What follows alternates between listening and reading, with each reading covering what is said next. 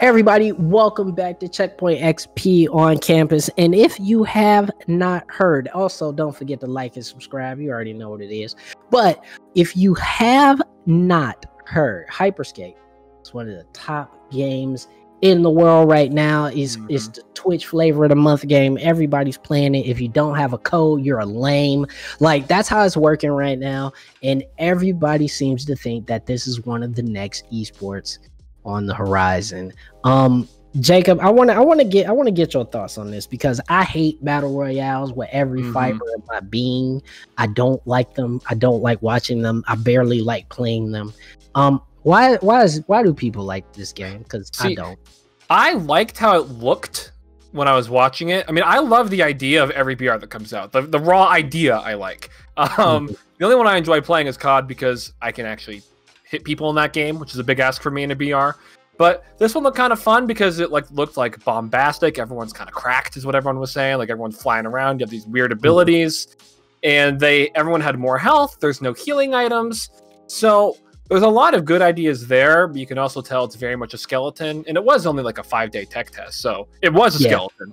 But it's just like, I would love like a Halo BR or something, because like there's so many games where you just you die so quickly, and this game isn't really like that. There's a lot of mobility options. It's more Titanfall mobility than even Apex, and so honestly, and I don't know, it seems fun to play, but I could see how it can be also one-dimensional, because like you just need like the LMG and the sniper that's hit scan, and like you're good.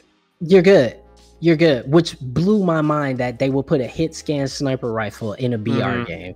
Blows my mind. That is the most broken thing I've ever thought of, or that they've ever thought of. But, you know, I get very sort of concerned, because we talk about esports and we talk about people wanting games to be sort of the next thing.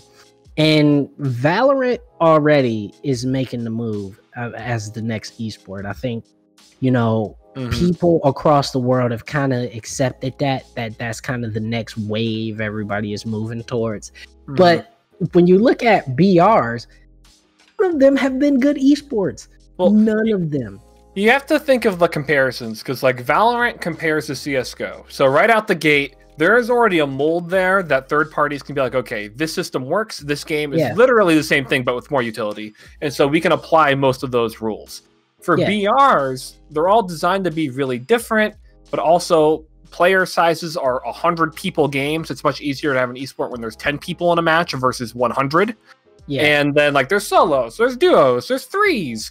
There's there's so many different metas. They all play different. Some build, some don't. Some are first person, some are third person. Some really suck. Some are really fun.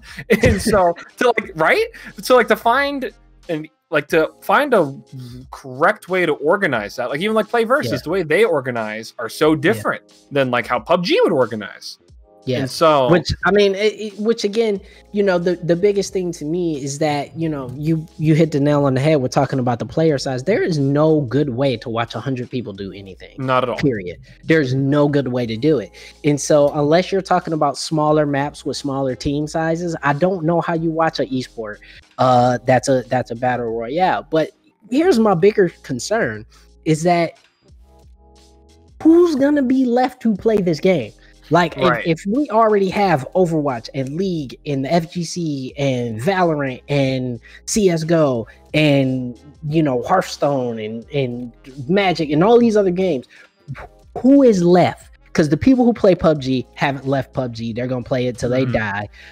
Then you have the people who play Fortnite. They're going to play that. And then you have Warzone. Warzone's just a streamer game. And I appreciate Activision having no sort of machinations on making that some sort of official esport. It's completely a streamer game at this point. Nobody's left to play a new BR game. Yeah, and HyperScape will build that same community, because you have to think about the longevity of these games in general. Like, maybe Overwatch won't even last a decade. I mean, it probably will, but like, what if it doesn't, right? And so you have to start planning for the future. And it's almost like we have a minor league in place that isn't roped into these video games. It's almost like people play games in high school and they play games in college, And then there's also, for some reason, minor leagues that don't really mean anything. And then there's also pros. So it's almost like, I believe it's called a farm system. So maybe they could act. Oh, so what you're saying? No. So what you're saying is, is that if you have a draft system in esports, that maybe some of these games would be able to extend their life cycles. Is that what you're saying? It would extend the life cycles. It would also extend the teams themselves, and it would give teams that are kind of on the cusp an actual hope, like in traditional sports. Because so many, like, if you think about it, even like money, right? We talked to a guy in marketing and esports today. A lot of these teams are not making money as much as they could because they have no real chance in an esports landscape where the top teams are the top teams. Unless I'm gonna stop you there. I think this is an interesting conversation, and I want us to come. I want us to really fully explore that, because I think that is something that could give a lot of teams a chance, and maybe that's something that could change the very face of esports as we know it. The whole industry.